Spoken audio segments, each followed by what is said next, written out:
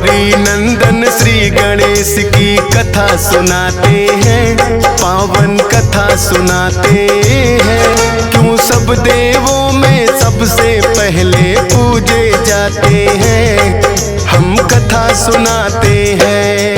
हे गणपति जी महाराज, मेरे बना दो बिगड़े काज। हे गणपति जी महाराज, मेरे बना दो बिगड़े काज।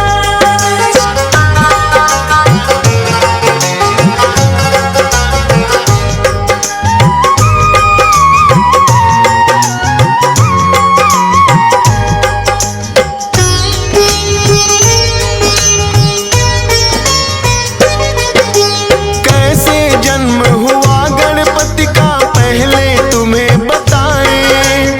गौरा कक्ष में शिव गण तो जब तब आ ही जाए। एक दिन गौरा माता गई थी करने को स्नान। बोली नंदी को रखना तुम द्वार पे अपना ध्यान। महलों के भीतर कोई भी आने ना पाए। स्नान ध्यान मेरा जब तक पूरा ना हो जाए। हाथ जोड़ कर नंदी ने कहा जैसा माँ आदेश। लेकिन भोलेनाथ आ गए करने को परवेश। भोलेनाथ को नंदी लेकिन रोक न पाते हैं, पावन कथा सुनाते हैं। क्यों सब देवों में सबसे पहले पूजे जाते हैं, हम कथा सुनाते हैं। हे गणपति जी महाराज, मेरे बना दो बिगड़े काज। हे गणपति जी महाराज, मेरे बना दो बिगड़े काज।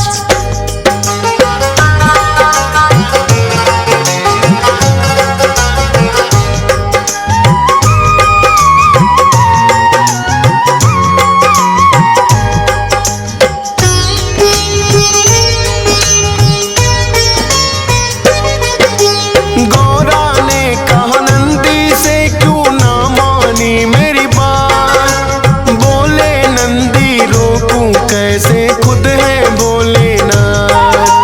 मन में गौरा माँ के तो है एक विचार आया। अपने उबटन से माने है पुतला एक बनाया। मंत्र शक्ति से पुतले में फूंक दिए हैं प्राण। शुभ मुहूर्त में माँ गौरा ने रखा गणेश है नाम। बोली माँ के आज्ञाकारी बनकर तुम रहना। है मेरा विश्वास मेरा तुम मानोगे कहना। हाथ जोड़ वो माँ गौरा को शीश नवाते हैं, पावन कथा सुनाते हैं। क्यों सब देवों में सबसे पहले पूजे जाते हैं, हम कथा सुनाते हैं। हे गणपति जी महाराज, मेरे बना दो बिगड़े काज। हे गणपति जी महाराज, मेरे बना दो बिगड़े काज।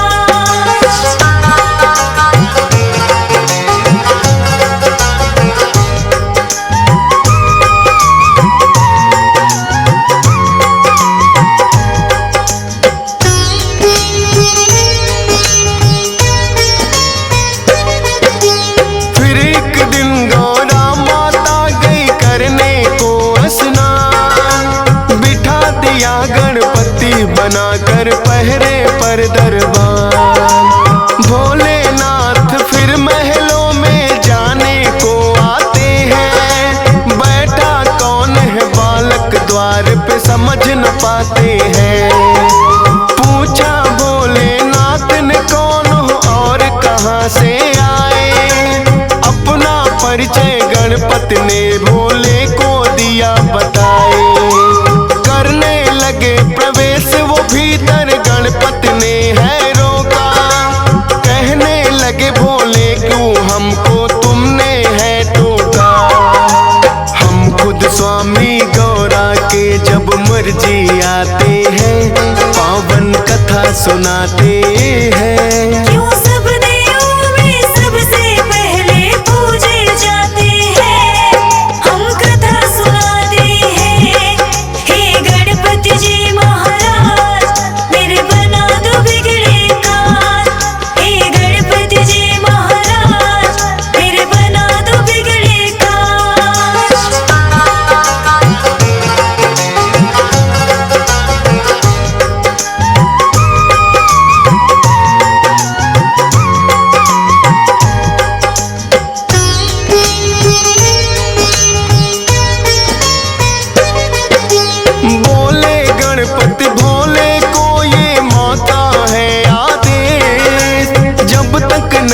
कहे माता ना आप करें प्रवेश।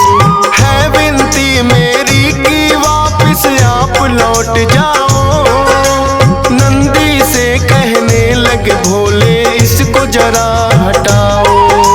नंदी ने भी गणपति को है बार बार समझाया, माने नहीं वो फिर नंदी ने बल प्रयोग दिखाया। बड़े ही बलशाली है गणपति नंदी हारे हैं, फिर तो शिवगण उन्हें हटाने आ गए सारे हैं। सब मिल कर के भी गणपति को हटा न पाते हैं, पावन कथा सुनाते हैं। यूं सब देवों में सबसे पहले पूजे जाते हैं, हम कथा सुनाते हैं। हे गणपति जी महाराज मेरे बना दो बिगड़े काज। हे गणपति जी महाराज मेरे बना दो बिगड़े काज।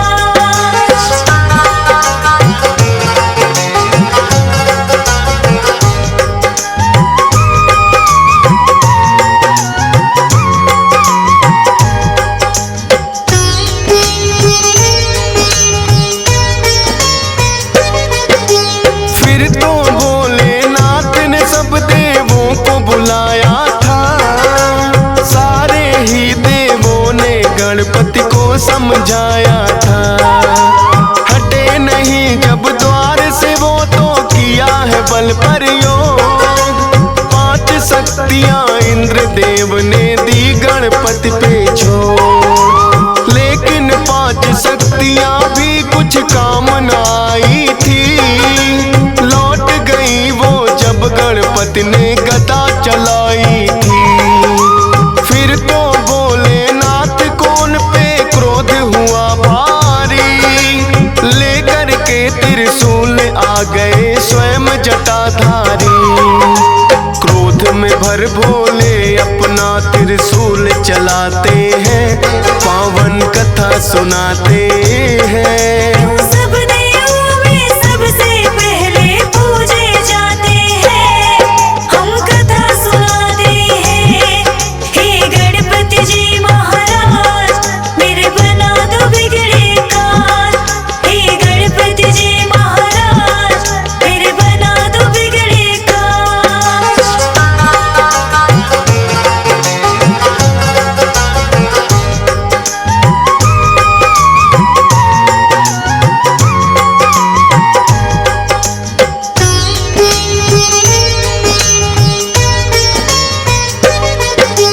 वारिस फिर त्रिशूल गर्दन हो गई थी न्यारी।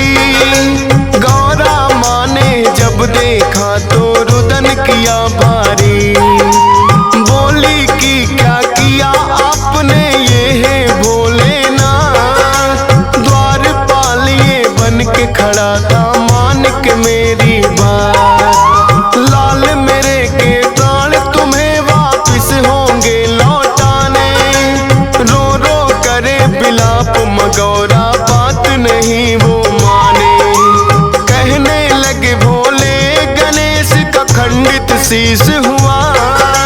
पीठ घुमा कर सोई हो जो बच्चे से मां। उस बच्चे का शीश तो हम गणपति को लगाते हैं, पावन कथा सुनाते हैं। यूं सब देवों में सबसे पहले पूजे जाते हैं, हम कथा सुनाते हैं। हे गणपति जी महाराज मेरे बना दो बिगड़े काज। हे गणपति जी महाराज मेरे बना दो बिगड़े काज।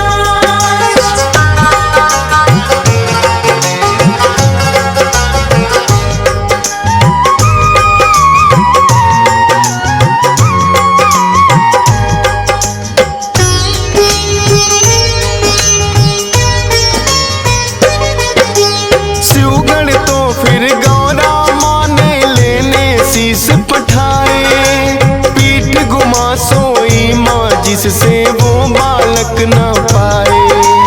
खोज खोज वो हार गए छानी दिशा सभी।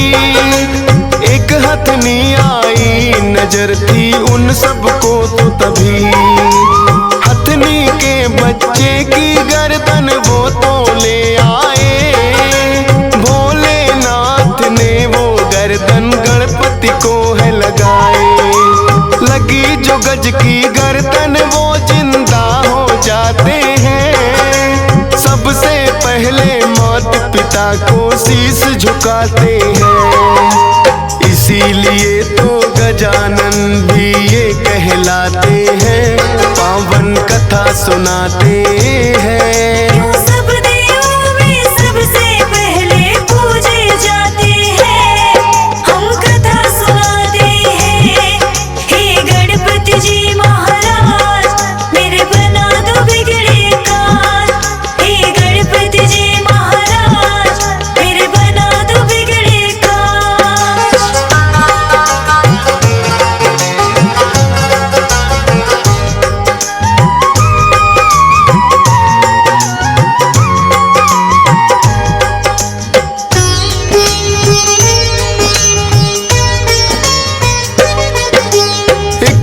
कार्तिक और गणेश में यूं ही चल गई बात। हम दोनों के माता पिता गौरा और भोलेनाथ। कार्तिक बोले मैं हूँ बड़ा और तुम छोटे हमसे, फिर भी माने क्यों जाते हो उत्तम तुम सबसे। पूछने इसी बात को वो ब्रह्मा के पास आए, किंतु उत्तर ब्रह्मा जी उन्हें ना दे पाए। विष्णु जी शायद कर सकते इसका तो समाधान। बोले ब्रह्मा विष्णु जी को मुझसे ज्यादा ज्ञान। विष्णु जी की शरण में फिर तो दोनों आते हैं, पावन कथा सुनाते हैं। सब देवों में सबसे पहले पूजे जाते हैं, हम कथा सुनाते हैं। हे गणपति जी महाराज मेरे बना दो बिगड़े काज। हे गणपति जी महाराज मेरे बना दो बिगड़े काज।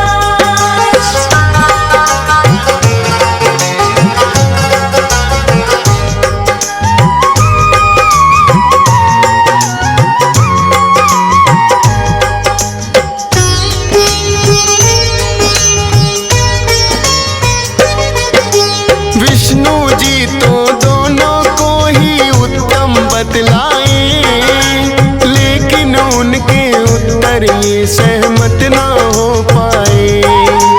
बोले विष्णु भोले देंगे इसका सही उत्तर। पूछो ये प्रश्न तुम तो उनसे ही जाकर।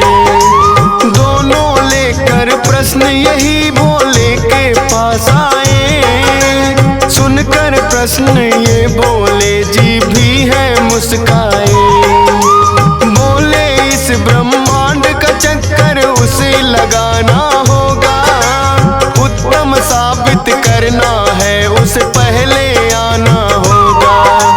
अपने मयूर से ये सुनकर कार्तिक उड़ जाते हैं, पावन कथा सुनाते हैं। सब देवों में सबसे पहले पूजे जाते हैं, हम कथा सुनाते हैं। हे गणपति जी महाराज मेरे बना दो बिगड़े काज। हे गणपति जी महाराज मेरे बना दो बिगड़े काज।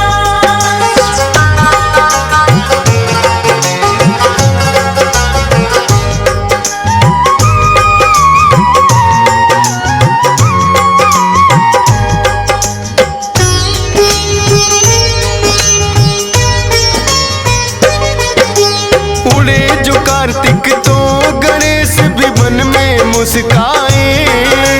मूसक से तो पीछा मोर का किया नहीं जाए। अपने बुद्धि बल का फिर तो है प्रयोग किया।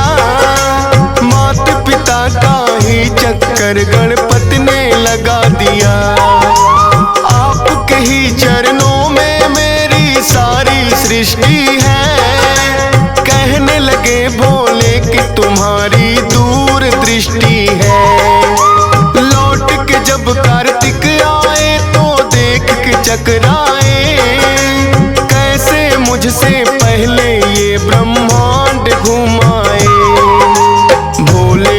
फिर उनको किस्सा सभी बताते हैं, पावन कथा सुनाते हैं। क्यों सब देवों में सबसे पहले पूजे जाते हैं, हम कथा सुनाते हैं।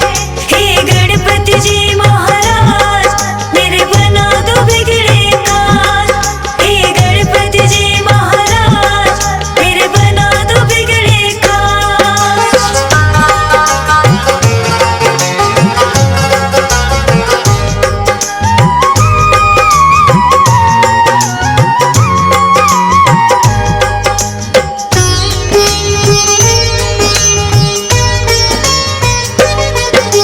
माता पिता के चरणों में ही होता है संसार। कार्तिक ने भी मान लिया है गणपति जी से हार। भोले ने वरदान दिया उत्तम कहलाओगे, सब देवों से पहले गणेश जी पूजे जाओगे। सब देवों ने गणपति की बोली है जय जयकार, इसीलिए इनकी पहले पूजा करता संसार। सद्बुद्धि के मालिक है गौरी नंदन ये गणेश, सत सत बार नमन करता है तुमको फौजी सुरेश। डीएस पाल से कितने सेवक महिमा गाते हैं, पावन कथा सुनाते हैं। क्यों सब